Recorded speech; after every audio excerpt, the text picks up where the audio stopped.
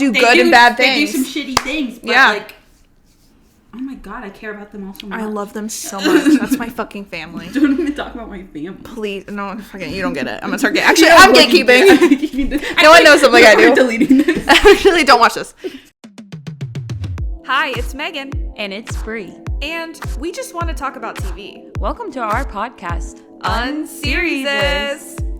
Each episode, we're going to cover a TV show, new or old, and have a silly little conversation about it. So grab a snack, get comfortable, and let's get unserious. Cheater, cheater, cheater, bitch. Cheater, cheater, bitch. Cheater, cheater, cheater, cheater, cheater, bitch. Woof. My bad. My bad. My bad. What if I just did the entire Brian monologue when he's explaining talking to Lewis? Next time. I think you should. We back. We back. We're here, back in our normal setup. Yeah, back in business. Back in business. 2025. Yeah. And you know who we're talking about? Our best friends. I keep wanting to call it Severance. I do it for both. When I'm talking about Severance, I say Shrinking. I was about to say and when we're talking about Shrinking, we're back for Severance. Last week we talked about Severance. Now we're talking about Shrinking. The other S Apple TV The elite shows. I guess Silo would be the big three, but I don't know. I guess maybe one day. Don't look at us. Don't look at us. I don't know anything about that. Yeah. But we're talking about, I literally almost said Severance. We're talking about Shrinking. Yay!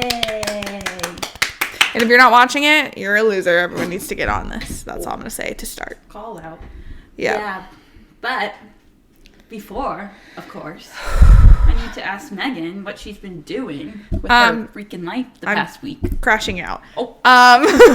So to be honest, January. It's January, so I just am feeling full seasonal depression. Slay, mama. And I think that's really it. It's freaking cold here in Chicago. It was like below 0 for a couple days, and we've gone a little bit up, but it's still cold. And work has been really busy. We don't need to talk about capitalism on this show.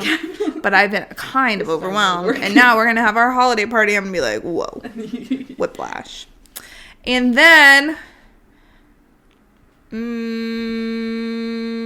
I think I've just been overwhelmed. I haven't been doing much. I've been watching Daredevil still. Mm-hmm. But slowly, my mom is lapping me and my sister. That's really embarrassing, actually. She's like already on Punisher, and I'm pissed. I'm trying to gatekeep. Karen's the real fan. Apparently. So I'm still slowly making my way through Daredevil. I've yet to crack open a book this year, but that's okay. January's not over yet. Exactly. This is coming out on, the second to last day of January? Yeah, and it's not over yet. So hopefully before this comes out, I crack open a book. Crack. Crack.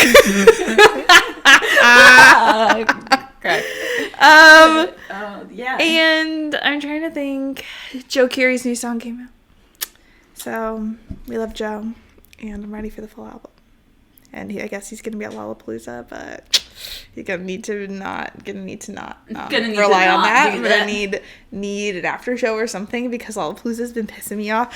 To be frank, everything's been pissing me off. To be quite frank. To be quite frank, we'll feel a little unhinged. I'm hungover. I have 2 glasses of wine. Wait, hold on. Wait, I was so confused just now. Wait, I was like, what did you do last night? I drank 2 glasses of Sauvignon Blanc last night. And now I'm hungover. And then I was hungover at 10 p.m. And I'm hungover again at 10 a.m. And my headache's mostly gone, so that's good. But that's what I've been up to. And we're going to celebrate Jade's birthday today and go see some cats and go eat some tapas. Yay. I'm so excited. Things are looking up. Yeah. That'll bring joy. That'll maybe bring me some happiness. Yeah. Maybe I'll smile once. Maybe once or twice. I'll whip out a smile. Break out the old smile. Award-winning smile. No. But I think that's it. And we've been still watching Severance and still watching Traitors. But more to come on that. Yeah. And what about you? We watched Real Pain. Oh, yes! A Real Pain, starring Roman Roy. Yes. And I liked it. It was funny. Me too. I didn't really know what I was going into, but made me want to call my cousin. I was like, should I call my cousin? Made me want to have deeper roots. You should go, huh? We used to be something. Also, the ending made me sad. Yeah. But I guess it's kind of open-ended, so I guess that's fine. Yeah, I really liked it. I was saying when we were watching it, we were like 2 minutes in, and I was thinking about one of the things I saw was critiques that, like, not critiques, but just, I guess, commentary that Kieran Culkin plays the same character and everything. And I was like, you're wrong. Like, this that's is a literally different character. It literally, the only thing that it's like, what is he supposed to change how his voice sounds and like his cadence of speech? Like, that's the only thing that seems the same. Like, this could not be a further character from Roman Roy, and let me just say that. And I love Kieran, rooting for him at the Oscars. We'll keep you abreast of our Oscar journey. We have seen Wicked. We have seen A Real Pain. We have a list of what we want to see. Yeah. We want to see Conclave. We want to see Anora. We want to see Nosferatu. And... what's the other one? There's another one. The Substance. Oh, yeah. And maybe A Complete Unknown. But if you're wondering about... I need to look at all the categories. If we're thinking about, like... Amelia Perez or The Brutalist. I don't know, man. Use of AI. Use of Nonchalance about Mexican culture. I don't know, guys. Well, they're at the top of the top. It's crazy. And I'm like, those are the two I don't really care about, and it's disappointing. So and Challenger snubbed. It's like not even like the cinematography or score even. I feel like the score definitely should be at least be in there. It won the Globe but wasn't nominated for a single Oscar. Yeah. Make it make sense. Weird. Oscar's so stupid. Oscars. Yeah, Oscar's so white, but we're just like, Oscar's so stupid. It's so stupid. Yeah, this is why we're a TV podcast. Yeah. We'll see you back at it for the Emmys. Yeah. Ooh, the Emmys. It's so far away, and I'm like, we're going hard for especially shows like Shrinking. So we shall see what happens. Yeah. Yeah. The Bear has to earn back our trust. But also, the Emmys this year will be for The Bear season 3. So I'm not subscribing to that narrative. So we are team Shrinking! Shrinking. Sorry. Yeah. Okay, what else did I do? Yeah, I share with the class. Oh, I started Arcane. Oh, that show, that animated show. I only watched one episode, but it's like very like it feels good as far as wanting to escape from reality. Yeah. Like, cause like I can't. Hell yeah. I'm really like, ugh, right now. Yeah. I'm really needing that. Another reason why I'm pissed off. Yeah. So I'm only one episode in, and I don't really fully understand what's going on, but I'm here for it. That's good. I'm thrilled for you. But I'm kind of here for it. That's good. What else? I don't know. The same shit. The same old shit. Yeah. Trying to get through. Oh, my teeth are fucked up, and I've been having to take. Speak on it. Breathe. Let it out. I have to take Advil every 5 seconds. Not every 5 seconds, but I've been switching between Advil and Tylenol because my teeth hurt because I need my wisdom teeth out and I'm taking all my teeth out. Wisdom teeth era. But hopefully Thursday that will be fixed. But that's been annoying me because I feel like I can't do anything without being in pain for a real pain. A real fucking pain. You're like, I'll tell you real pain. I'm like, I'm done with this. Try being waterboarded. Try being waterboarded. So things are really going great over here. Yeah. Which is why we're going to therapy, aka shrinking. Our therapy. This is our therapy. No. Okay, yeah. Also, if you're watching this and didn't watch our first shrinking pod from last year, watch that. It was another whoa. I'm just kidding. I just attacked. I feel like another underappreciated pod. This show is so good and deserves the hype. So yeah, where is everybody? Come on. Where's the crowd? Where's Shrinking Hive? Shrinking Nation. Shrinking Army. Roll up. Roll up. Show out.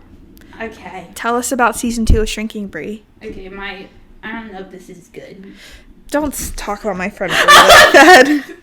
It's kind of like I think it's gonna be great. Shrinking is a comedy drama series on Apple TV that centers around Jimmy, a therapist grieving the death of his wife after she is killed by a drunk driver. The first season is all about healing, and thanks to his found family, he does just that. That is until the second season, when in the final moments of the first episode, Jimmy catches a glimpse of a man sitting in the waiting room of his work. This man being Lewis, the drunk driver responsible for the car accident that killed his wife, Gag City. Gaggy. Okay, yeah. But along with Jimmy's struggles to face his demons this season, we get to see the supporting characters, aka Jimmy's found family, exploring their mental health challenges and self-destructive tendencies in various unique situations. This season tackles topics like grief, parenting, career troubles, and personal identity in a clever, raw, and real way. What a show! I love it so much. I'm gonna start crying. I was like recapping the show, and I was like, for the last 3 that I was like, I started like crying again. like I literally started crying. But also like reading through like my notes, I was like, oh my god, this is the funniest fucking show ever. Like I have like quotes from like every episode. I'm like, oh, this is the best show ever. This is the best show ever. It has such a good balance, but also like fucks you up. Yeah, it's perfect. No notes, and that's all I have to say. Thank you for watching. It's the best show ever. That's the best show ever. I genuinely feel like it's one of the best comedies on TV right now. Yeah. Like, who's doing it like them? It's genuinely laugh out loud funny and heartfelt and just like so well done. And I feel like the hallmark of like a great ensemble comedy is just like obviously the dynamics between all of them, and this show does such a good job where everyone, obviously like it fluctuates from episode to episode, someone might be like more prominent in the story, but I feel like everyone has something. It has something good. Like sometimes you're like, what is that character even doing? Yeah. But everyone had such good storylines this season, and that they all interact with each other in different like pairings and like groups and stuff, and it's just like a perfect show to me. Like, yeah, they're all such whole characters. Like, yes. They all have their own things, and then when they come together, like there's so many pairings that I'm like, yes, or in groups. Like they're all good together, where there's some characters who are like, why don't they ever interact? But every single one of them interacts with every single one of them pretty much, and it's so pure. I love a little group. It also like rewatching it with my mom, I realized like how like important it is, like because especially for older people who like think therapy's like there's a stigma. Yeah, like seeing this group of people like talk about therapy and like Harrison Ford, like yes. I feel like it's just so important too. Like, yeah, and it's never too late, and it's done in to go to therapy. A good way. Yeah, and it shows so many different types of people who go to therapy for different reasons, or just like to go in general. And mental health can affect you at any time and place. It's like things are so like that you don't think would be big, or like I don't know, like it just shows how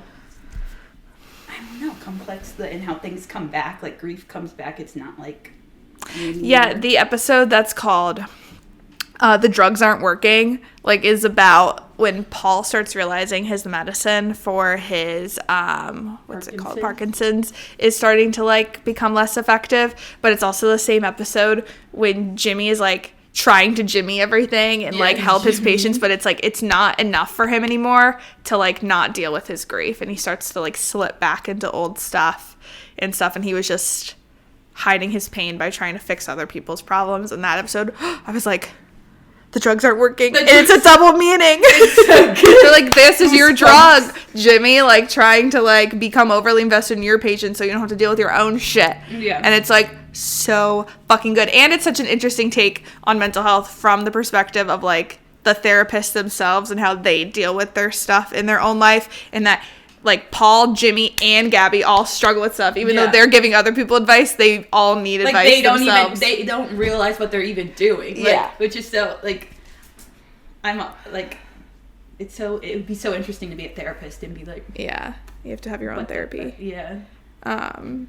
But I think what we were already starting to say is Harrison Ford is truly just the best.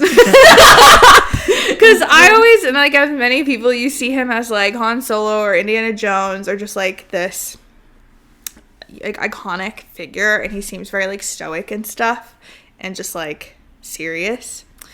And then to come onto the show and he's doing like a full-blown comedy and it being like so silly, like some of the things he does is so silly, but he does it so well. He commits, and I love him. Some of the funny stuff comes from him because it's like you don't expect it to come from him, but it's so good. And I'm obsessed. I think I probably said this the last time we did this for season 1. Is like expected him, because I feel like this happens on some shows where they have like a really big name, like iconic actor, and they're only in like an episode or something. They just like do it to like promo it, or like maybe he'd only do the first season because he's introduced him right away with Parkinson's. So I was like, oh no, he's gonna die.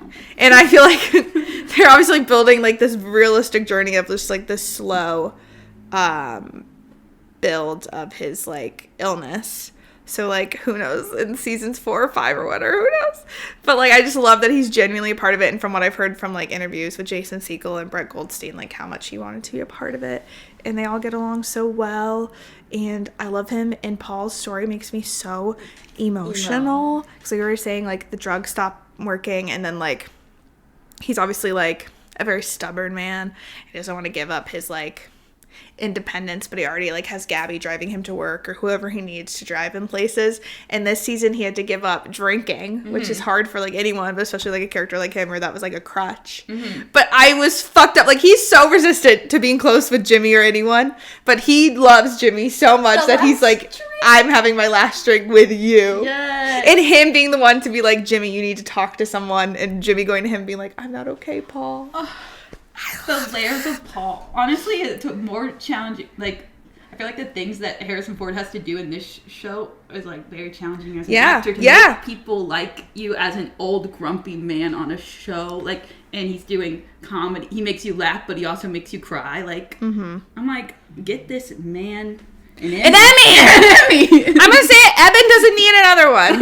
Yeah, down with that. We love Evan Mossbach. Down with him. I love him so much.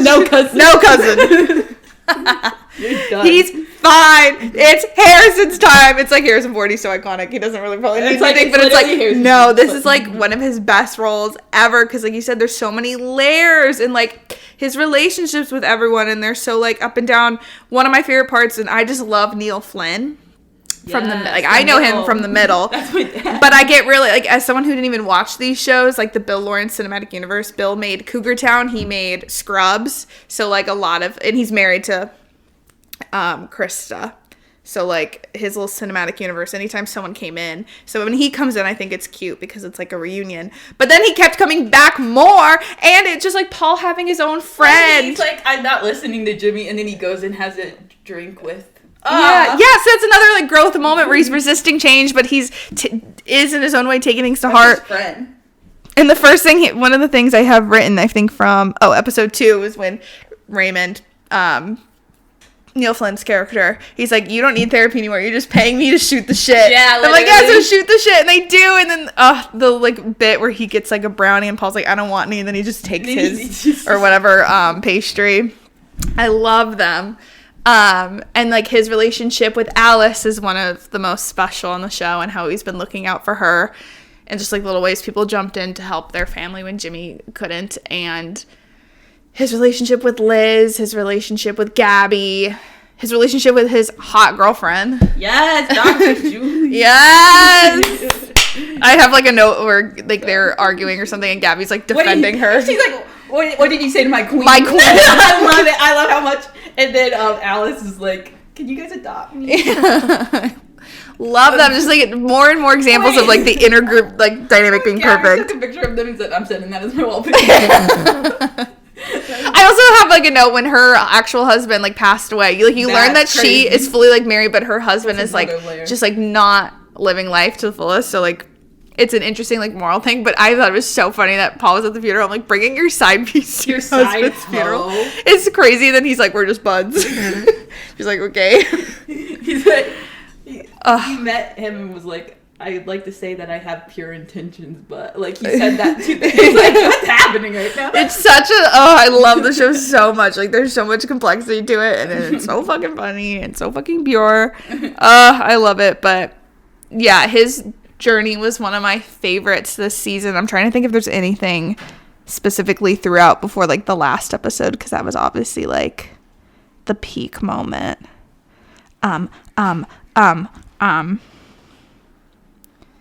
I basically said, I said that. Check. I need to like cross these out as I talk to them. You have points. Do you have anything else about Paul? Paul's my little meow meow. Paul's new doctor. And then Sean dating the new doctor. Yes, that's another thing. In the same, I think it's the same episode where where Paul invites Jimmy to like have him to the drink or with him. Sean he asks Sean to go to his doctor's appointment. Yeah. It's like, my man. They're all like stone cold man. They're all like, so like, again, I'm gonna probably repeat this a million times, just like every single one of them having a good relationship with each other is so pure. Yes. I love it. And Sean raising up the doctor. Yes.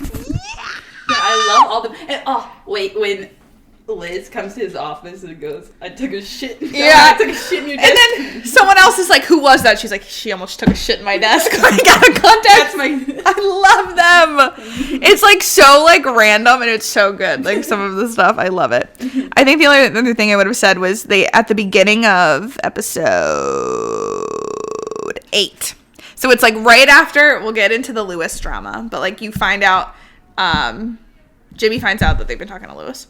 They have at the next episode, they have a flashback, like the first like 10 minutes or so is like a flashback to like leading up to his wife's death and like seeing her fully integrated into the friend group. You're realizing like Paul is just gotten diagnosed with Parkinson's and not telling Gabby and all that stuff. So it's so interesting to see them before. One of the worst parts was them like kind of shading Liz as she walked by and she heard that. She heard it. I'm like, awful. It's like, get away from I'm like, you don't even know that Gabby's supposed to be your best friend. Yeah. And one of the funniest gags we already kind of reference is bits in running jokes is the Paul going, my bad. He's been doing that. Well, because someone said that to him, right? And then Jimmy was like, that was like genuine. From the guy. So then in the present day he did it again. Like and then they all kept doing it. Yeah. Oh, so good. I love it. How complicated you all the way around. You got it. Go buddy, go buddy. But I would say the pinnacle was Thanksgiving. Like it all leads up to the group Thanksgiving. Yes. And Paul didn't even want to fucking go. But then Julie tricks him into going. Again, puts him in the car and kidnaps him. Yeah. But it's lovely, and he has that speech. Oh no, that makes me literally. Do you like remember anything that he says specifically? He's like, I don't. Did I write anything down? I should have like written quotes. But if you watch it, you know what he said. And he just kept saying like he's a lucky guy. And like what important? And he's like, I think I'm gonna have to stop. Like he's talking about how he's gonna have to stop working soon and stuff, and just like, but he's lucky that he's surrounded by all these people. It makes me like I have been chills right now. Like it was just so emotional, and once again, just shows like Harrison Ford, powerhouse, and it was so emotional. I told you this when I was watching that with my mom. I could see her like wiping tears in the reflection of our TV stand. I was like. We were all moved by Harrison Ford. Oh my god, it's so good, and I just feel like it's gonna like hurt so good even more next time because it's like so good but so sad at the same time and beautiful, and all their relationships are so important to me. The hat with Alice, yeah, and like kiss on the cheek. I'm like, that's when it like every single duo. Like we always joke when we're watching shows. I'm like, that's my core 2, or that's my core 3. But if you were on this show, anytime anyone's on screen, genuinely, like I joke when we're watching like Pretty Little Liars and stuff, or whatever other show we're watching. I'd probably do it. But this show, it's so real that every version of the friendships are my core, whatever. Like, and they truly all do. Like it's my core 1, 2, 3, 4, 5, 6, 7, 8. It's my core 8. This is family for real. Fam for fucking real. I love them. Yes. But Harrison Ford, man, please give him an Emmy. Yeah. Like I think this is why I think it gets complex when. It's like, is it a comedy, is it a drama? And some people are like, who gives a shit? It's just, gives a shit. But at the same time, like, this is a comedy. The Bear makes me laugh, but this is a comedy that also makes you cry. Yeah. And like, you're maybe stressed for a little bit, but it's also comforting. And I wish the show is getting its flowers. Not that I don't think The Bear shouldn't. I think it's just What'd you say about The Bear? TV shows are complicated. What'd you say about my carny? Television's complicated now because not everything fits in like a comedy drama box or whatever. But it's just like, oh, I wish the show was getting hype. Majority of shows do both. Yeah. Like, yeah. But this is a true, honest-to-God comedy. As is Abbott, and Abbott's gotten flowers over the years. As is Hacks and Only Murders, like shows that make me laugh out loud. LOL. The Bear makes me laugh out loud. Sometimes. When Carmen's stuck in the movie. Yeah. No.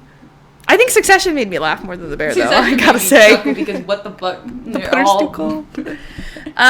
Anyway, we don't need to get into that, but I just all of that is just to say I wish the show was getting more appreciation. Yeah, no one's gonna watch this podcast because no one's watching the show. If or clip this, make this a TikTok. Here, you need to fucking get on it because you could be part of her story. This is her story. It's already renewed for season 3. Get on it. And it's so good, and it has a message for everybody. It's like so good. It's too good. Ted Lasso fans, you know it's the same bitches. It's too good. Roy Kent killed their mom. It also makes you like, it leaves you gagged. Drama. Yeah, so I feel like we should talk about, I think, one of the biggest plot lines of the season, and it involves so many people, which is the Lewis reveal, the Brett Goldstein reveal. Lewis!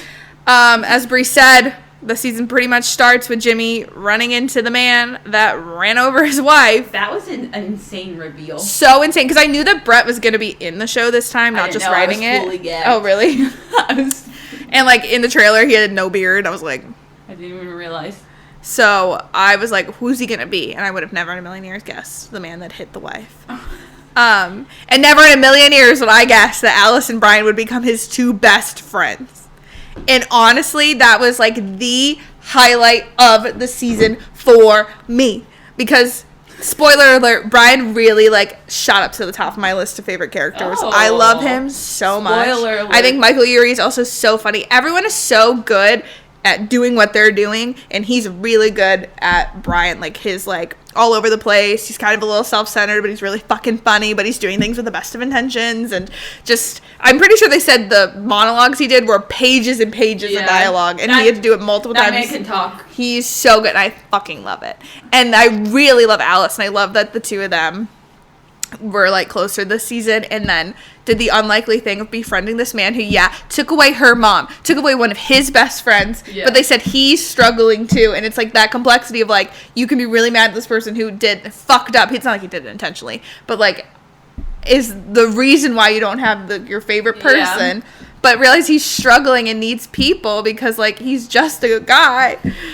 And I just, like, it's so interesting because I don't even know how, like, I feel about that in, like, a real-world situation. Like, I was thinking about that. I'm like, I don't know what I would do if that really happened to me because, like, I mean, like, I don't forgive people for way less than that. I know, but, like, it's just, like, hard, but they do it in such a good way that makes you think, like, well, people can grow and change in life. And people need people. Yeah. And, I don't know, it's a very complex situation. I had no idea how it was going to go. I couldn't imagine Brian, like, becoming friends with him and Alice forgiving him. Yeah. Which Alice's monologue to him, like, was so good. Like, her acting in that scene when they're both at his house. Yeah, I will give them both Emmys. I basically said the whole time, I was like, give everyone an Emmy, give everyone an Emmy. Yeah. I have some of the stuff written down.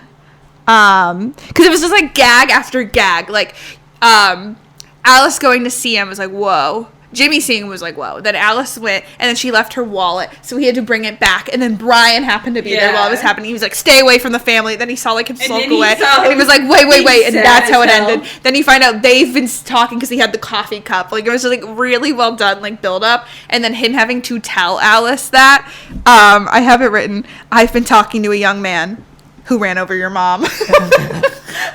Like, that's crazy. And, like, the whole monologue, and he does it the same way, like, the mannerisms and everything, but the things that change where he's like, so we can talk about this separately, Brian wanting to adopt a kid, and he's like, we told him we're gonna name him Bernadette Peter if it's a boy, or Bernadette Peters if it was a girl, but the second time he does it, he goes Sutton Foster for a girl, or Foster Sutton for a boy, and I was like, this is so good, like, it's all just, like, so well done, but, that was so funny. And then she goes to see him, like you said, they have their confrontation, and then they talk about, like, the Disneyland thing and the mom, and I'm like, fuck, and then they become favorite memory. I was like, this is so, like, I don't even know what I would do in this situation, but it's like, I don't no. And then also, like, the flashback episode with him. You find out his wife, and then, like, him pushing her away because he's always going to be reminded of that.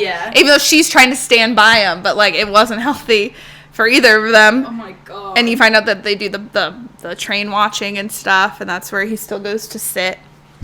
And then keeps building up where I wrote down, I hope the three of them go to Chili's together. Like, the three of them just shooting the shit all the time, culminating in another gag of the century. That's the gag of the century. Which I have to, again, reference something else that we'll have to talk about.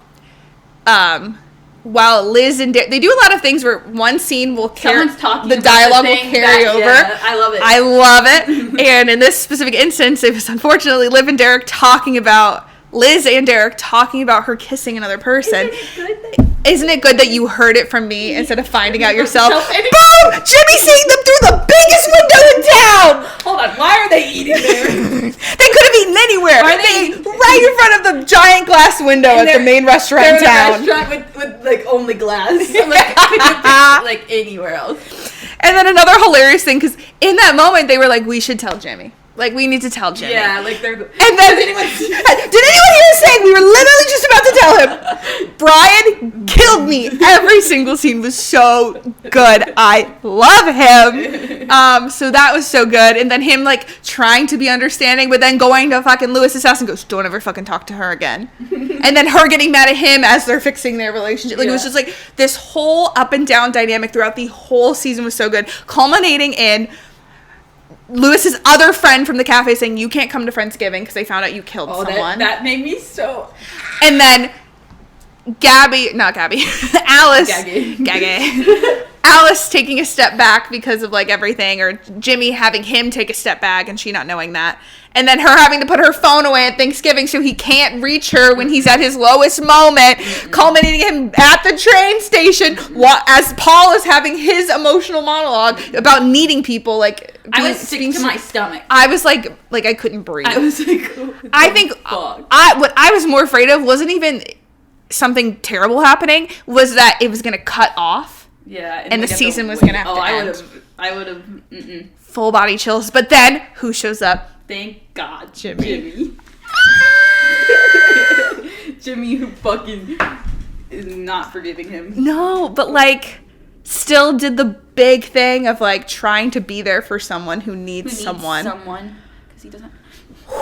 It's like, it really makes you a fucking thing. Yeah, because it's obviously not in that moment them becoming best friends, but him being, like, just Jimmy trying to be there, realizing he wasn't there for Alice. And, like, that was another arc. So when, like, their phones are away. Yeah. I was like, no! Oh. I was literally yelling at the TV. No, don't do it! I just kept going, no. I'm like, they're not going to. My mom's like, no. Because so it's like, I don't think this is what this show is, but, like, it could. Like, I don't know. Maybe they could go in a very dark direction. I mean, the last season ended with Heidi Gardner pushing her boyfriend off the cliff, and I was like, that's wild. Yeah. We could talk about that, too, but, whew. I was just like, I don't know, just so... But that's, like, it was the best way and the most impactful way to do it. Like, yeah. Having Jimmy be the one to show up. Oh, my God, I could cry. Oh, my God. I love this show. Guys, I love this show so much. This show's too good. It's so good. And I love everyone so much. Like, there isn't even, like, a weak link either, where you're just like, I don't really care. That's the thing. Like, this show just doesn't have, like, a bad character. Yeah. And they're all complicated. Mm-hmm. And... Yeah. They all that's a fun title. Don't watch it. Maybe they'll get people though. Anyway, so I think that was like this season. Like the first season was amazing. Like there were so many things where I could pinpoint like how well it was done. Like the "You Look Like Your Mom" from the pilot to the finale. Like just things like that. It was already like such a solid show, but it got twice as good. Yeah, this 3 times, 4 times. Like 4. Yeah. So good. Because I feel like they walk the line of having conflict, like angst, like drama, even though it's a comedy, but like conflict happening that isn't instantly resolved, but also isn't like spun out of proportion where you're like, this is ridiculous, why don't they just talk to each other? Like it feels realistic, but it's still interesting, it still keeps you engaged, but also like at the end of the day, you're comforted because they work it out in like a realistic way. Because like another big storyline was, like I said, Liz and Derek. And that was, like, one of the hardest to watch. because like they make Derek this happy-go-lucky guy. Derek has just never, this silly little himbo. It was really weird to see him serious And then sad, and you're like, this man doesn't deserve that. Even though you can look at him and go, he kind of messed up too by not fully actualizing that Liz was going through something. But then similarly, Liz is kind of the person that kind of like brushes things off, or is very like blunt and carefree and doesn't really give a shit. But like, so that makes it harder to realize when she actually is going through stuff. Yeah. Oh, when they were laser, when you're underwater or whatever. Yeah. Like, I don't know. And she's like reaching out for help. Yeah. It was like, Liz! And her kids too. She's like, fuck my kids. But then when they're all away, like, when she doesn't feel like she has a purpose. Right. Like, and then people aren't even letting her hang up her dog. Yeah. Portraits. But then who does? Of course, when this man from Cougar Town. This man from Cougar Town shows up and hangs them in his bar. She kisses him. You gotta kiss them. You just kiss them. For how many Cincinnatis? 1 Cincinnati, 2 Come on! I have that written down. Hold on. They're like, it's supposed to be Mississippi. He's like, no, I do Cincinnati. 1 Cincinnati. Liz, are you fucking kidding me? Like, Liz, are you fucking kidding me? That's another example of even the show's doing something so serious. Like, these two characters, you're like, they're soulmates. They can't break. You can't hurt Derek. You can't do. And it's like awful that she's admitting that she cheated on him, and then you're still like laughing. Yeah, because it's just the show. It's just a good show. And when Liz walks up to Paul on the bench and he's going cheated, and she's going there to talk about how, and then Paul opens up about his infidelity. Yeah. It's just, again, people aren't black and white. Shit happens and it doesn't instantly make you the worst person alive, but you still got to deal with it. Yeah. And she did deal with it. She told him. Yeah, telling someone's better than. Yeah. And then Derek slowly realizing he fucked up in his own way. Not that means she should have kissed someone else, but. Gabby's like, their therapy session, like, talking to her as a friend and as a therapist was so good, because I love their like relationship so much. But it's like he doesn't, or to Derek. It was to Derek, right? Actually, I think so. Everyone's talking all the time, but yeah, Derek. And then he's like, you don't. She's like, you don't have to forgive. Like, you don't have to. Yeah. Like, there are reasons why you can be. I don't know, but I like that they didn't fully blow them up. Yeah. I'm like, yeah. Because it was very but both of them were doing very human things that it's just like doesn't make them like irredeemable. Yeah. Yeah. I liked how it was. I was like, oh no. Derek going to stay with Gabby. I was like, again, like that's Liz's best friend. Yeah. But like she loves Derek. Like they all just and he was wearing an apron that said, hold on, my black ass can cook. Yeah. I think what's going on. I love it so much. When Derek goes to confront the guy, and then he's like, "Oh, don't say that when you're so funny." Yeah, and then he's like, "I'll drink beer." That's so funny. Got me. He's like, "No, don't worry." He's like, he's like, "Keep her yelling, you know, I'm coming." He's like, "No, I'm gonna sit. You're gonna leave. I'm gonna sit here and drink." Oh, I love Derek. I said they made Derek a series regular just to see him get crushed. They're like, we need him around more just so he's unhappy. May as well. When Liz is being like, really, what's she doing? I know she's getting my feet. Huh? Sorry. She's having fun. Cat reveal. She's having fun. She wants to talk about drinking. When Liz is like being extra nice to Derek, and Derek's like, I can't do that. It's so funny. Or like when Liz's personalities. Or I think it was before that when they weren't speaking, and he just quietly invites the boys home just to make her happy. Yeah. And they just like that have was a the moment. first thing, because that's what she needed. Yeah. But then you get back to Brian's the baby. Okay, so there's too much happening on this show. Okay, I was gonna say, I think one more thing was it about Liz and Derek. Oh, when Liz went to see Paul and she's like, I know the drill, and gives him the candy, and she eats it, and she's like, this is fucking awful. Yes. Like, give it back. Yeah. This is fucking. That's so little things. I love it so much. Liz giving Sean a rock. And then Sean be like, fuck you, Liz, right after.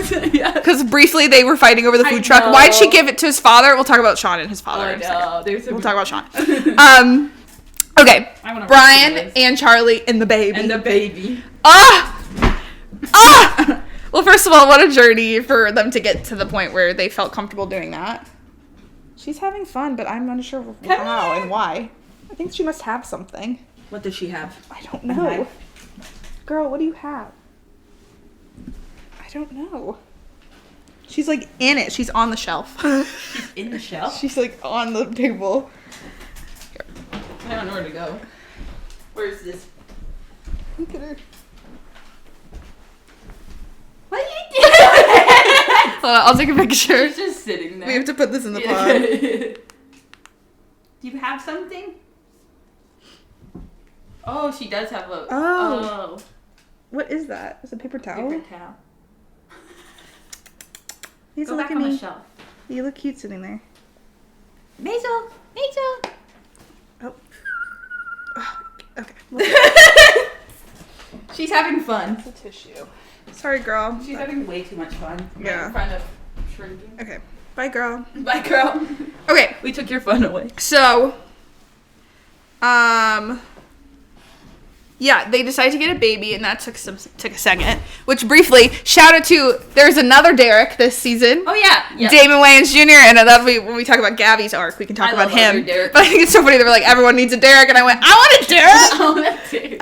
But it's spelled differently, but there are two Dereks, and then one of them is Derek's, like, protege, or he looks up, second Derek looks up to other Derek as his mentor, which is like, hilarious. And he's like, we gotta get in the ocean about it. So they all get in the ocean about it to figure out if Brian and Charlie should have a baby or if they're ready to have that baby or immediately have a baby. And they admit Charlie's scared too, and they really wanted it. It's so sweet. Derek and Gabby about to go on a date and them doing that is so funny. And them all ending up in the... That was also funny. I don't even remember what he said. I don't know if I wrote anything down about that, but just like everything that I think Brian says is hilarious. Yeah. And I wish I had more. I probably have a couple things he said written down, but like Gabby's like, if you fuck this up for me, like I want to be with him tonight and you're about to interrupt, and he's like just like all their conversations together are so funny. Or when they're helping the mom move and she's like, you're gonna help me with, or he thinks she's really religious, so he's like, if I'm gay, does that change anything? He's like, well, you can help me with my wardrobe. There's like so many little things throughout the season. I'm like, this is so funny. But then their storyline freaking me out when they meet the woman who's choosing between like two families. Mm-hmm.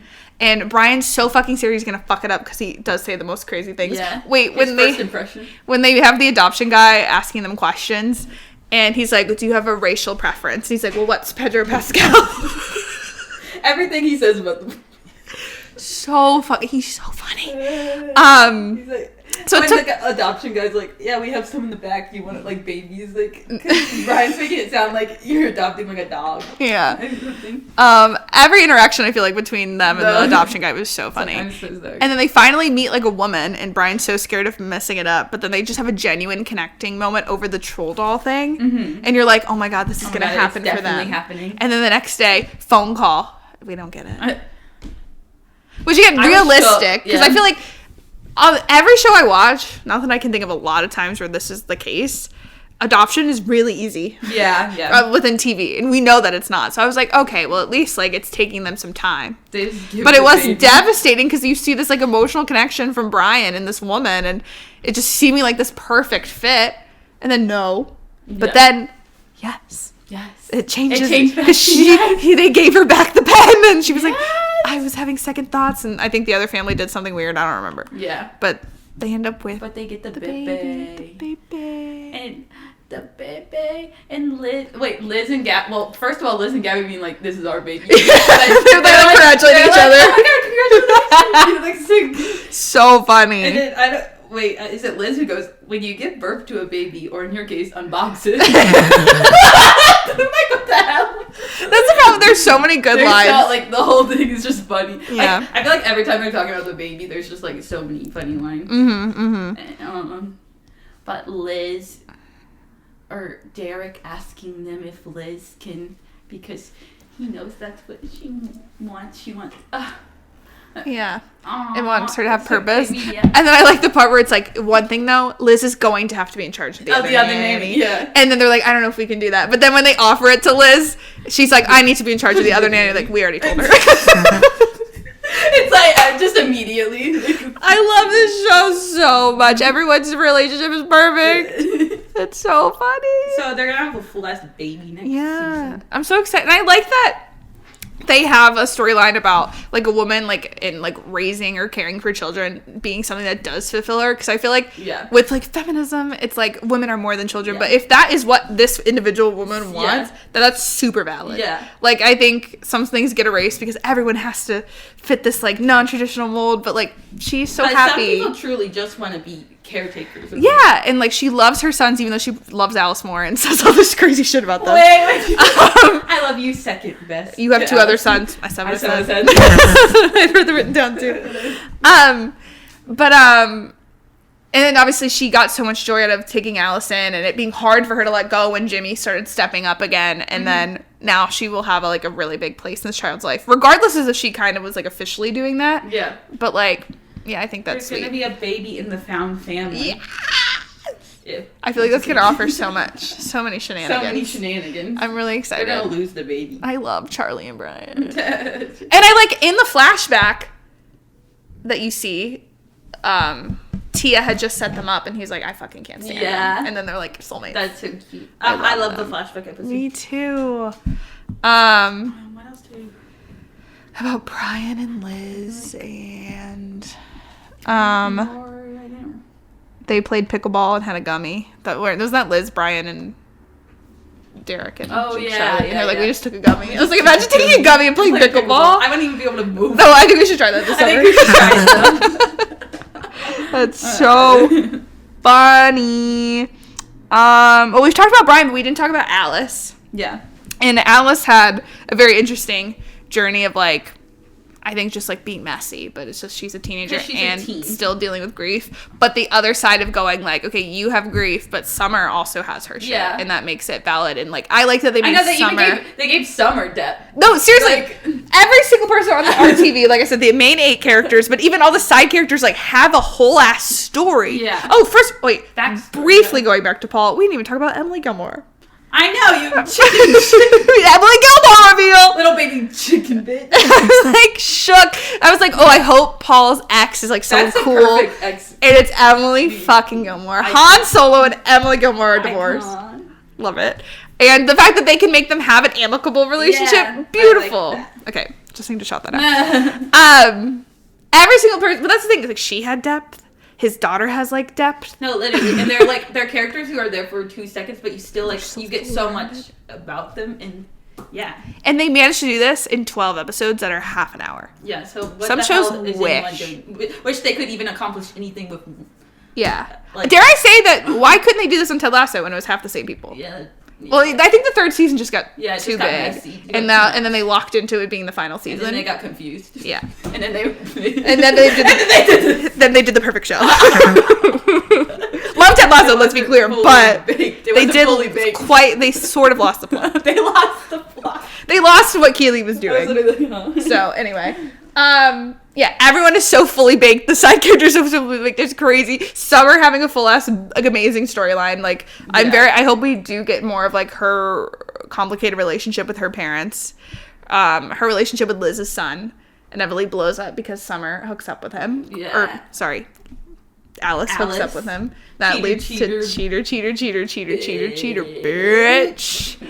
Which I love that followed around the whole show, and like all of them thinking it's catchy. Even Jimmy, like that's my daughter. This is pretty good. And Alice goes, "Hey, I can hear you." So good. So I really loved their relationship. We've basically talked about the Lewis relationship. So I'm trying to think if there's anything else I want to say about Alice other than I think the other peak part was her relationship with Jimmy, because it had started to resolve, but I feel like it was up and down even more this season, but obviously heading in the right direction.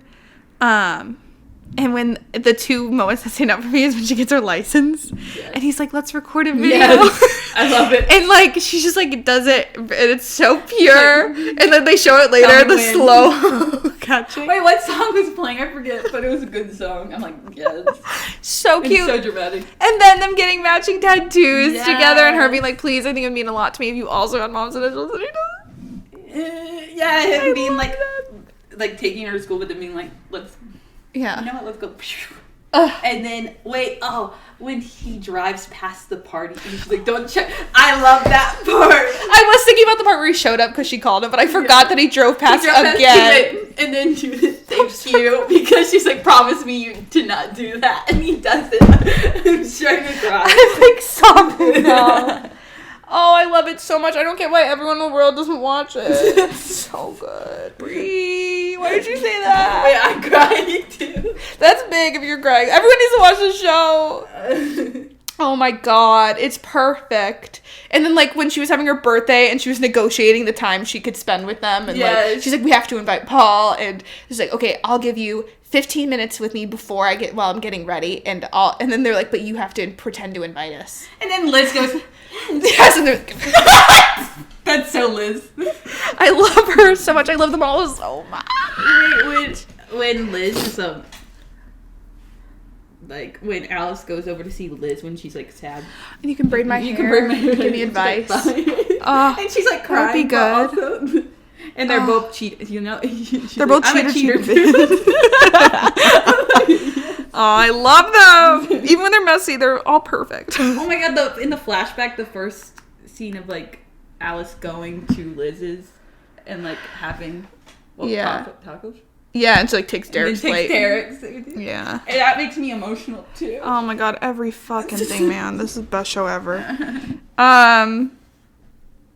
Okay. We gotta talk about Sean, we gotta talk about Gabby. Who do you want to talk about first? Sean. Okay. Sean and his dad? Beefing. Sean's dad enemy number one at first. At first, yeah. Like, stressing me out.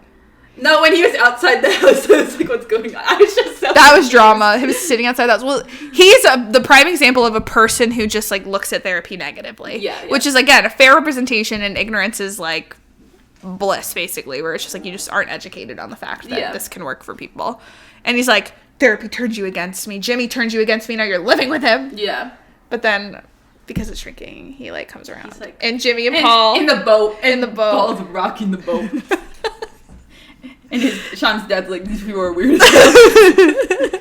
That was when Sean was high in the hospital. I love when Sean roasts everybody. So good. So fucking funny. Now she's playing with a beauty blender. Oh, fuck. Girl, that's not yours either. We don't have time for this. How's she finding everything? It's because I think she's in the mood to play. Fell out of that pile. Oh, yeah.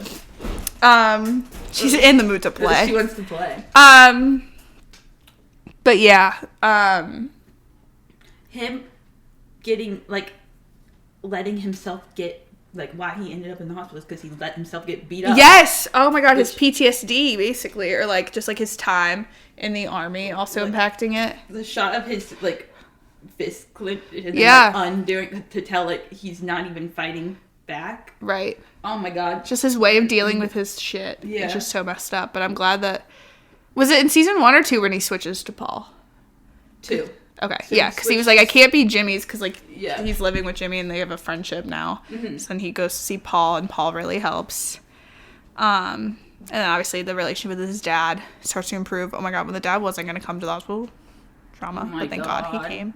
Yeah. But I'm like, Jimmy and Paul are his dads now. But then also, I have it written, I think it was really early. Oh, one of my old army buddies texted and is going to be in town and wants to hang out. So that sucks. Yeah, that's so real. So real. But then I think even that character in the few scenes he's in, love him. I already love him. Like, all the characters are so, like, well done. Like, that, or even if they're not there as fully. Gabby's sister. Yeah, and, like, he bonded with her, like, helped her, even though Gabby was pissed at first, realized maybe that could be good for her. Mm-hmm. Yeah, I'm trying to think what else. I also just love, I was really scared during the first season. The Gabby, or why do I keep switching Gabby and Alice's names? Alice and Sean, because Alice had a crush on him, and I was like, this is strange. Because they were, like, not, like, immediately shutting it down, but at least Sean never, like, felt like that. So I feel like now he's become, like, truly big brother friendship figure. And there's that part where, I think it, what was it? Where was she going? And, was it, like, a dance or something? Or was it the party? And Jimmy had fallen asleep, and he's like, "Don't worry, I snuck a picture." Yeah. And I'm like, that's her family. Like, that's so sweet. When they're just casually just talking in the kitchen. Yeah. Aww. I have another thing where it was like, it's Sean and Jimmy. I'm gonna have to go through the notes really fast. Oh yeah, Sean and it was when she was on a date, maybe. Sean and Jimmy being Alice's dads. I snuck a pic. I snuck a pic. The one. When did they do the thing I'm looking for? Oh, there's a lot of episodes. It's like, I think Gabby and Liz were hugging. It's like, I love when our boobs touch. Yeah, and Jimmy and Sean are like, do you want to touch boobs? And they're like, yeah, sure. They're all best friends. I love it. I also forgot to say when Summer calls Jimmy. Yes, I know. I'm like, Jimmy just. That's her dad. Jimmy, I think Jimmy's everyone's dad. That's her dad. I love him. He's my dad too. Relationships. Wow, beautiful. Yeah, I really liked Sean's arc, and his food truck is popping off. Yeah. And Liz just gets to cut the line, and she's like getting called out online, but she's like thrilled about that. Yeah, she loves getting called. She's like yes, I'm back. Like, wasn't like Derek like liking the comments? Yeah. Like, that's love. I love it. Like I said, I like that there's friction. Like him and his dad took a couple episodes, but they eventually started working to a better place. Similarly with his friend, similarly with Liz. I feel like it took them a second, but then they made up, which was good. His dad like wouldn't say like I love you or anything, but there's a certain, or I don't know what he does.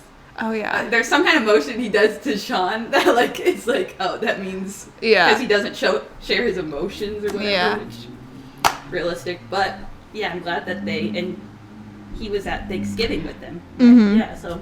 Yeah. Ugh. God bless. Yeah. I don't remember what this was in reference to. It must have been, I think, like him confronting his dad and all that stuff. I just said give Luke, Tenny, and Emmy also. Like, I'm like, everyone, give everyone an Emmy. Everybody an Emmy. Ugh. I love it. In fact, where's everybody from? Wait, what? I don't know. That's some kind of meme. Oh. I bet. Where's everybody from? What? That's an old meme. I don't know. Okay. Okay, Gabby. Her biggest things this season. I think it's really. I'm still trying to figure out. Like, I guess like they're just completely done with Jimmy and Gabby, which surprised me. Yeah, they started out like very tense. Yeah. And then we're kind of like still together, but then like we got to cut it off, and then like it was really hard because he wasn't taking it seriously, so they were having tension. tension. Jimmy couldn't come over. Yeah, but then they fixed it. It was fine. Yeah. So I was like, his red underwear. So I guess they're just that was crazy. It's like you did. When Gabby's taking him to the ground.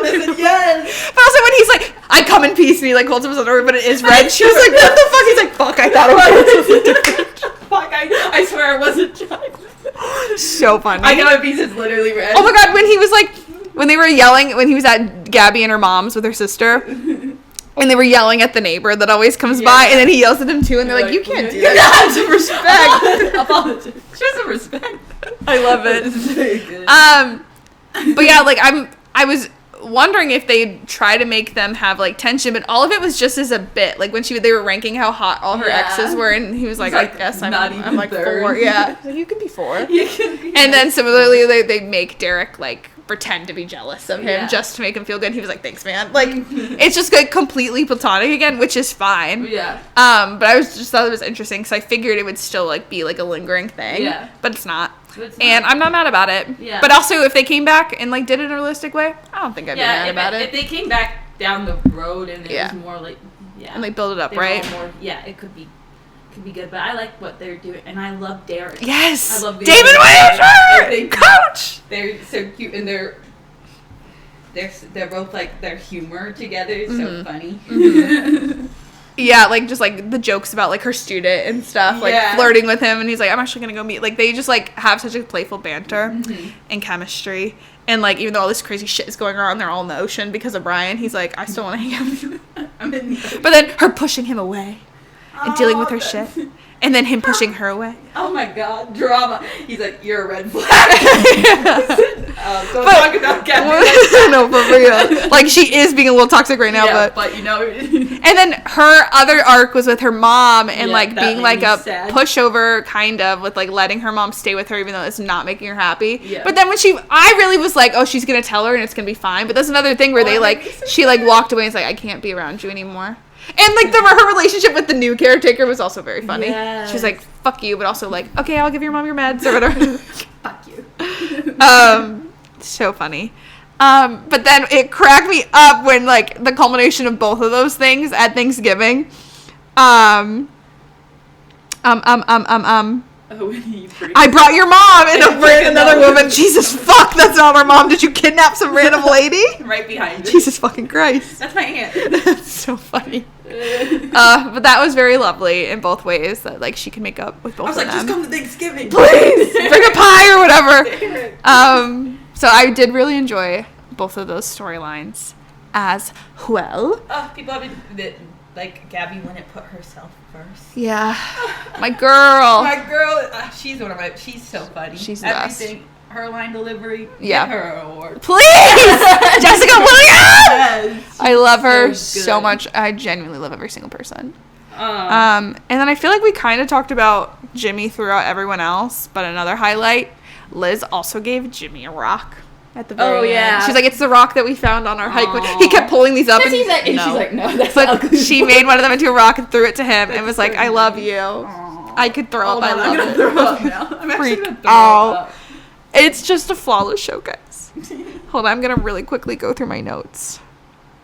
I have like things written down that I don't remember, like roomies with Bennies. Who was that? Roomies with Bennies. Who was roommating in Bennies? Roomies with Bennies. Oh, was it like Jimmy and Sean? I don't know. Roy Kent killed Jimmy's wife. He's there. He's here. He's Um, here. He's there. He's every fucking where. Oh, Heidi Gardner's arc, very briefly. When she gets back with him, well, she's in jail.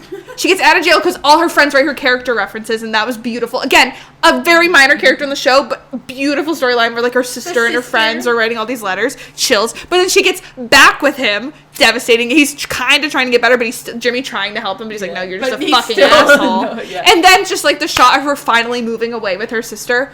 In the Chills. U-Haul, I said thank God. And I think you see her at least once or twice after that, which is nice. He like calls her. Yeah. Yeah.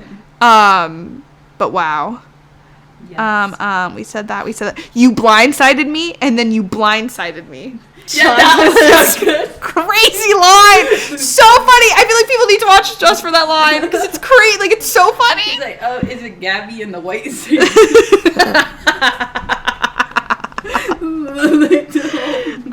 He's just roasting the shit out of So fucking funny. Brian doing the bear clap to scare, and then Alice did it to him. So good. My bad. My bad. The bear clap, last drink, them playing Phenomenon during the interview process for the nannies. And then Dylan, her like kind of boyfriend, giving Jimmy the Heimlich, so he has no ground to stand on as a dad, basically. He's saved his life. Liz being Team Jimmy until Alice comes in. Just immediately. What is this in reference to? A grandma baby? What's it nurse on? Dust? I don't remember. What happened I feel like Brian said that. Yeah, grandma. But I don't remember. Cornhole! I can't wait to tell my baby I started that. I think that is basically it, and just how amazing the ending was with the Paul speech coupled with a potentially devastating moment with Brett Goldstein, but Jimmy saved it. Yeah. And Jimmy just, I feel like, I taught like Jimmy goes in through all those. Yeah. Yeah. Jimmy's just the. But the one thing. Kobe Smulders. Oh, yes. I ship. I'm like, let him kiss. Let Robin and Marshall kiss. I'm like, is she gonna come back? I hope so. I feel like you have her 5 seconds chemistry, and that has obviously that chemistry comes from the fact that they worked together for like a decade. But still, was in 2 scenes, and I'm like, she fits in. like, yes. Let's fucking go. And they text or something. So like, keep it going. Yeah. But she was having a really good moment, and that's when Alice comes in and is like, you told Lewis never to talk to me, and then you're like, wow. She's like, thanks for reading 2 birthdays. I said, oh yeah, good. Okay. So good. I love Jimmy, even though like he's messy, but it's like valid, and he's still trying to be a good person. I love him. Wow, what a fucking show, man! A show. I think we really said it all. Ass show. We said it all in just about an hour, which isn't bad. That's pretty good. We'll color really fast. We'll just color. But we have to do highs and lows. Yeah. Lows. I didn't write it down, but I got this. Yeah. favorite character? I wrote Brian, Allison, Liz. Brian, I tried to Allison, keep Liz. it to 3, but clearly all of them are my favorites. Okay. I think I've made that quite clear. Okay, yeah. All of them are my favorites. But Paul, Gabby, Liz. Yeah. So basically, Liz. And just Liz. I just really love Brian and Alice as a duo. I thought Brian was so fucking funny. Brian. And Liz is just perfect. Liz makes me emo. And imperfect, but I love her so her. much. So many people hate Liz. They're Like, fucking wrong. So what do you know? My mom was like, because like at the beginning of the first season, she's like, she didn't like Liz, but then she started liking Liz, and then at the beginning of this, like 3 episodes into the second season, she's like, wait, I think I'm Liz. It's so funny. I'm like, wait, no, literally, you are. That moment when you realize you are Liz. But you're like, wait, I am Liz. That's so funny. I see that for her. That's so good. I'm like, it's kind of true in some ways. For least favorite, I wrote Heidi Gardner's ex. What was his name? Yeah, he can be the least favorite. And then, like you said, Sean's dad for the period of time. Yeah, just for a minute because I was like, the fuck? Yeah. But he came around. Yeah. Favorite moments? All of them. I do have some written down. We've said a lot. Yeah. Brian, Alice, and Lewis as a trio, just shooting the shit. Shit. Brian's monologues. Yes. Liz giving Jimmy the rock. Mm-hmm. And probably like, it's like tricky. Anything that was like really well done, like the Paul thing is like so hard, like heartbreaking and heartwarming while it's happening with the Lewis part. I'm like, that was really good, but also really sad at the same time. Television, but that's also television. I was literally panicking. Yeah. Or like any moment where it's like when we said like the cross monologue with another scene happening, that's beautiful. like when Jimmy finds out that it's like a hard thing, but also so well done that you're like, that's amazing. That's just too good. That's television. It's television. Yeah. I liked everything. I liked when they're all in the hospital. Mm-hmm. I liked the flashback. I liked getting the flashback of Lewis and his girlfriend, fiance. Yeah. And then I liked the flashback of them.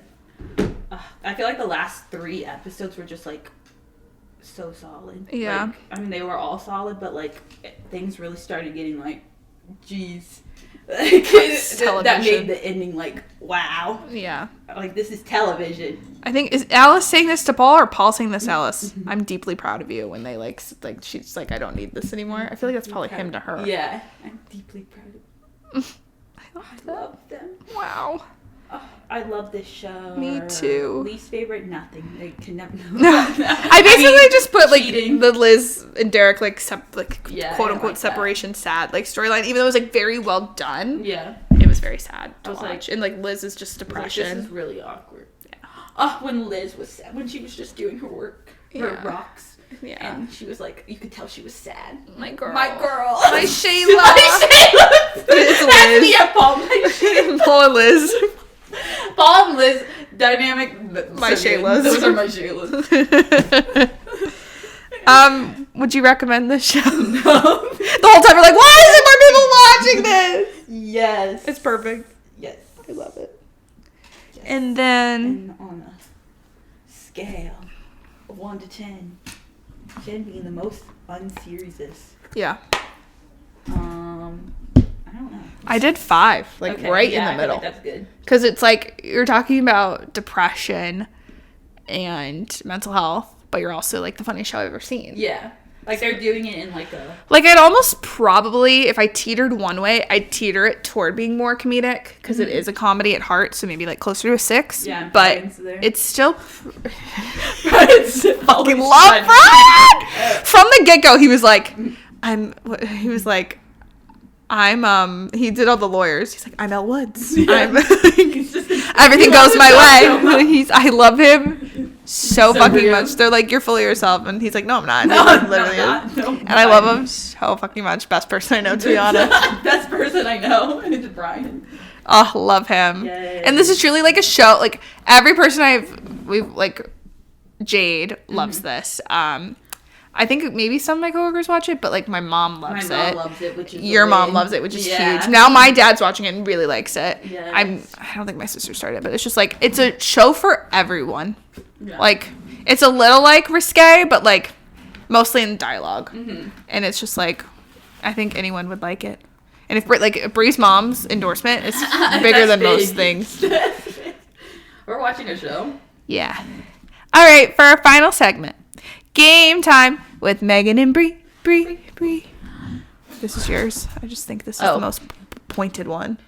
We're coloring. We're gonna color And go to therapy. Yeah, family therapy. Oh my god. I'm coloring a picture of a coffee shop for Lewis and Paul and Raymond. I'm coloring an ice cream truck.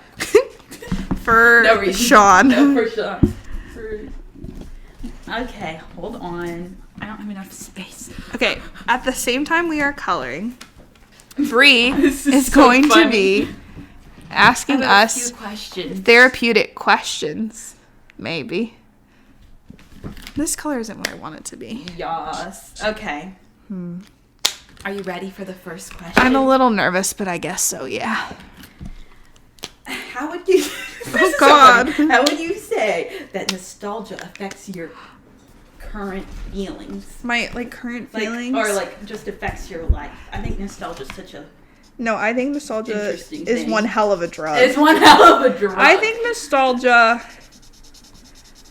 I'm a person that struggles with change, so I feel like nostalgia is always a big thing, because I'm I like how things used to be in various ways, when you think about, your childhood.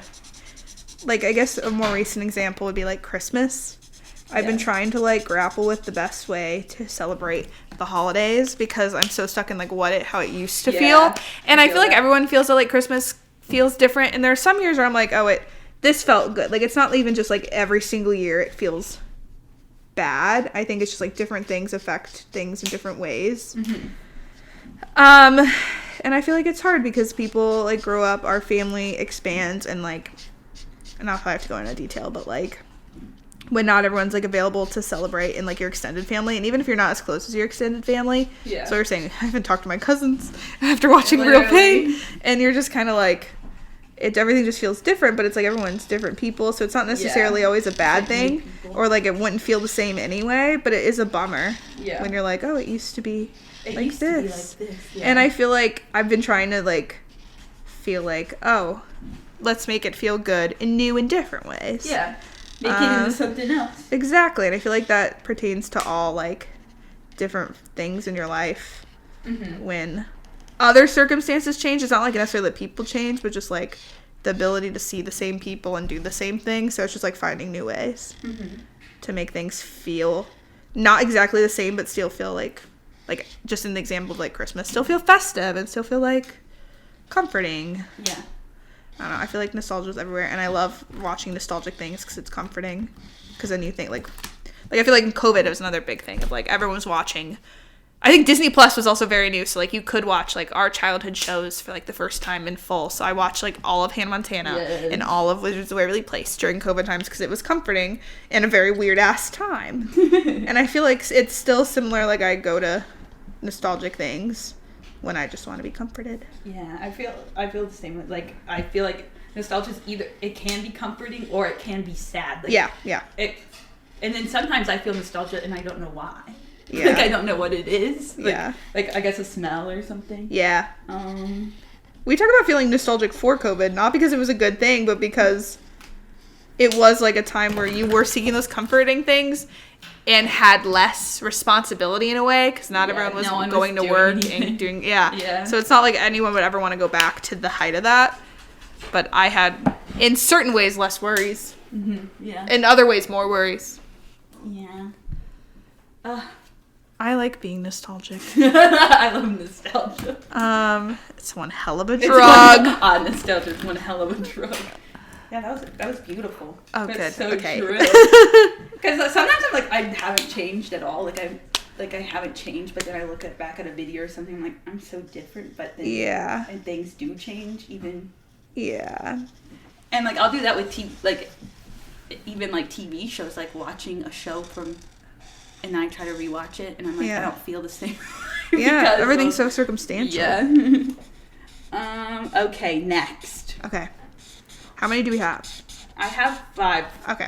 Should we only do... Well, we can see how our coloring is coming. Which form? Oh, leopard. Hi, we're Kelly. Should I put on my cheetah pants? My leopard pants? Okay. Yeah. Which forms of self-care do you use to keep your emotional health in check? Disassociating. That's disassociating. I think honestly, escaping. no, but Escapism. genuinely, and like not in like a full way. Like I like that we're doing like coloring and like putting on a comforting show. And in a way, I guess that is kind of disassociating because you're just like, I'm ignoring everything. But like sometimes, But that's self-care. no, but listen to me, it is because I'm the type of person who will get stressed about things and in that very moment can't do anything about them. Yeah. Like I'll get stressed about work and it's Saturday. What am I gonna do on Saturday? Nothing. Not a thing about that. In theory, I guess I could crack open PowerPoint and do something. But that's not, I will have time to do it Monday. Yeah. But like when your thoughts race and in the moment, it's not like you can do anything to physically have that. You're not ignoring the problem because the problem will be addressed eventually. But in that moment, what are you going to fucking do about it? What can you fucking So you do? might as well just ignore it. And just vibe. And do things like listen to music or read a book. I feel like reading a book is hard because my mind won't be distracted enough. Yeah. So like put on a nice show. Play a little video game. Listen to music really fucking loud. Yes. That's my self-care. Drown Is like out. do things that make you happy. Is in summary. Yeah. And I feel like not always the best, but like eating a comforting meal. Yep. And I'm trying to do that in moderation, obviously, because I don't want to be like unhealthy and have a heart attack. Oh. But Oh. it does feel really comforting. Like I had like a bad day the other day, so I ordered myself some Canes and we watched like Exactly. Traders and Severance, and I felt great. Like I felt at the height. At the height of my... And that all my problems still existed, but in that moment, But they were gone. they were gone, bitch. Yeah, sweet treat is self-care. Yes, 100%. Speak on that. Sweet treat, yes. Yeah. I don't know, I agree with all of the things you said. 'Cause that's what... just doing things you like, watching a show. Yeah, I don't know. It's like... Sometimes I'm like, I shouldn't be, like, escaping or just, like, I like what I'm doing, like, with Arcane, like, I want to, like, go into a different world Yeah. right now. But, like, I feel like sometimes it is self-care to stop looking 100%. at what's happening Because all the time. when there's obviously, this is kind of what like a real pain was talking about, of like there's a million awful things going on in the world, like, but like what can any one person do about it? And it's a balance. Yeah. Because like I think being like a decent person is caring about things that may or may not directly affect you and trying to do, even in small ways, helping by donating or sharing information or just in general being engaged and aware of what's Just going being on. informed in Yes. some way. So it's not like you ignore those things, but to a degree, there is a million awful things going on in the world. Yeah. And to make that your priority is unhealthy. To like let that be all consuming. So I think escaping from it to a degree is healthy because you would explode if you thought about every awful thing. Especially right now, unfortunately. So I think that is a balance of trying to do what you can in big and small ways, but also knowing some days you do got to look out for yourself. Because you have to live with yourself. You have to live with yourself at the end of the day. Yeah. Exactly. Okay. Are there any new habits you want to incorporate into your life? Yes, actually. Thank you so much for asking. I'm trying to be better about having a nighttime routine. Yes. So, this is the same fucking marker I just used. I'm trying to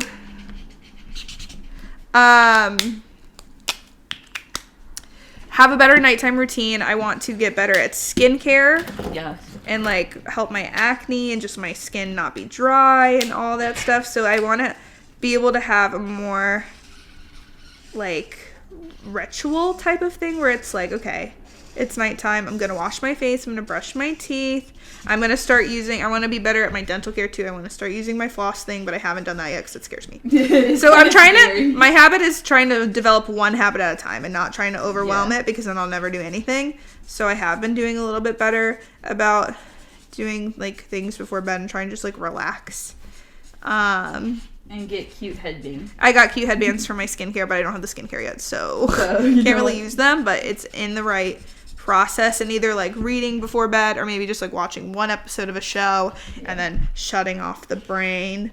And I want to start, I don't know if like this will be helpful, but I have that like Nello Calm stuff, and like either having a glass of that before bed or a glass of something. Everything is to have like a better night's sleep, a better pre-ritual before bed, and then I want to be more active to be healthier, and then in turn have a good night's sleep. Like I just want to feel more awake, and like not sluggish and not lazy. So I think having a nighttime routine that'll help me get to sleep in a better way, being more active will make me feel healthier, eating like better. I think everything I do just needs to be tweaked. Like I don't need to redo my whole life. That's why I'm like, I want a comfort meal, but maybe once a week. And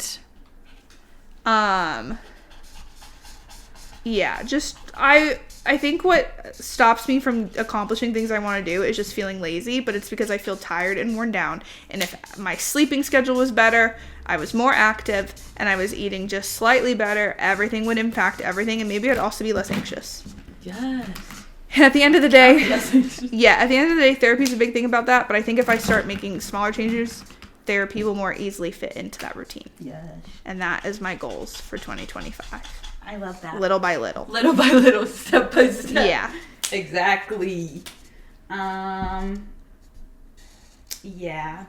So, I really wanna have because unfortunately working or doing like a little workout, I did that like for a few months last year and I felt better. Then I just stopped. And I want to build it into a habit.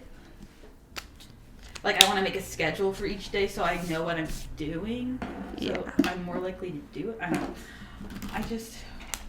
I also want to do, I don't know, workout. Not even like high intensity, just something to get my body moving, because I also think that would help me like not be so sluggish. Exactly. That's how I feel. And what else? I don't know. Habits. I want to get into better cleaning habits too. Because like I feel like everything impacts everything. So when I'm lazy, I don't clean. But then like because everything's not clean, then I feel like less apt to want to do things. So I want to be better at that too. And making meals, but then cleaning up after my meals. Step by step. Yes. I don't freaking know. One thing at a time. Honestly, getting through January. I know. Getting January is kind of kind of like what you got to do first. A hurdle. What else do I?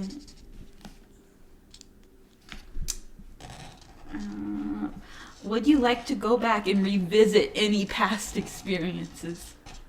I think anything that was like good, I'd love to relive. But I don't think I'd go back and change anything because I don't like dwelling. Sorry, go ahead. Like I feel that way. Like I also have it in my mind. Like when in like shows and stuff, when you go back and you change something, everything else changes. And like I like where I'm at. So like no, that's a good point too.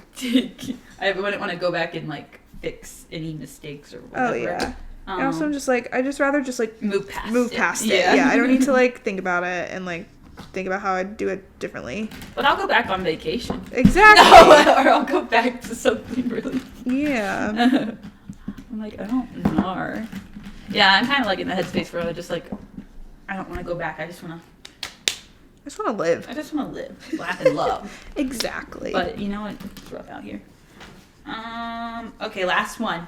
Okay. What are 3 things that are currently bringing you joy? In this moment or like recently? Recently in this. Okay. Recently. I would say, I'm like taking a bunch of these.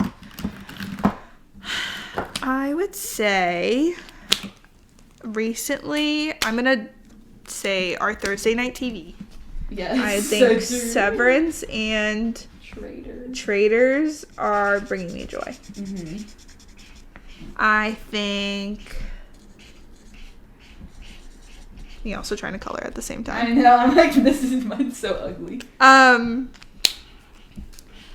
I think, okay, so my little shows have been bringing me joy. I'll throw Daredevil in there too, but I'm trying to not just say different TV shows as all three of my things.